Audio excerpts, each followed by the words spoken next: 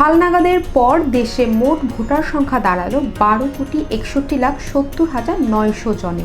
রোববার ইসি সচিব আক্তার আহমেদ নির্বাচন ভবনে এ তথ্য জানান। তিনি জানান, সারা দেশে নির্বাচন অফিসগুলোতে একযোগে হালনাগাদ ভোটার তালিকা প্রকাশ করা হয়েছে।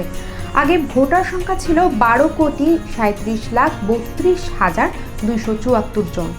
12,37,32,274 হালনাগাদ কার্যক্রমে নতুন করে বাড়ি বাড়ি গিয়ে 45,71,216 জনকে অন্তর্ভুক্ত করা হয়েছে। তবে মৃত ভোটার হিসেবে বাদ দেওয়া হয়েছে 21,32,590 জনকে। হালনাগাদের পর দেশে মোট ভোটার সংখ্যা হয়েছে 12,61,70,900 জন। তিনি আরও বলেন, এবছর মোট 3টি ভোটার তালিকা প্রকাশ করবে ইসি।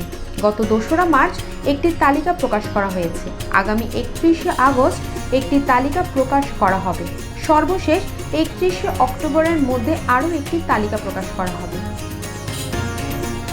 খসড়া তালিকায় যাদের নাম এসেছে তাতে কোনো ভুল থাকলে সংশোধনের সুযোগ থাকবে 12 দিন। 24শে আগস্টের মধ্যে আবেদন নিষ্পত্তি হবে। এরপর অন্যান্য কাজ শেষে চূড়ান্ত তালিকা প্রকাশ করা হবে চলতি মাসের 31 তারিখে। Desk report, global voice 24।